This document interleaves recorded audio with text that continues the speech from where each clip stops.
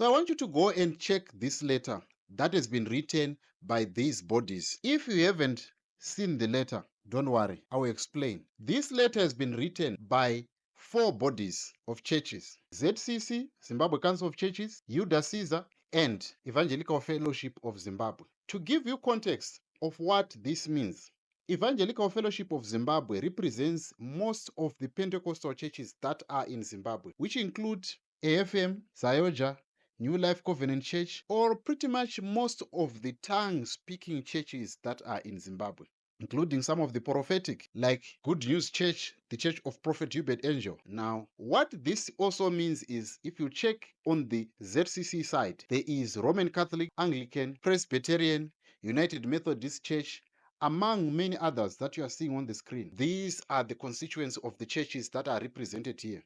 And their concern here, they are saying, we know that the president has the power to stop the term extension or the postponement of elections. They want to see the elections being held in 2028. That's a story that I'll explain later. But to add more to that, it shows that the constituents of pastors or the people that are in the churches, they are not happy with this move and they will not allow it to happen, according to this letter.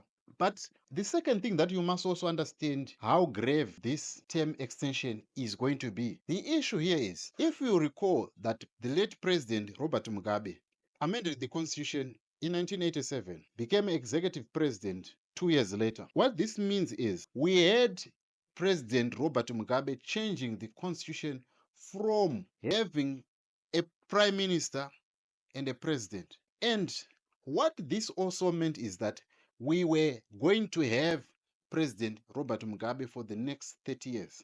He was unchallenged all the time. So imagine what it means if we are going to have, maybe from 2027, a constitutional amendment and we have a president that has extended his term. It means that there is a possibility of having a president that can run for the next 30 years. How long will that be? It means that we are going to have ZANU-PF for 53 years. That's what it means. And on the last part, what the churches are.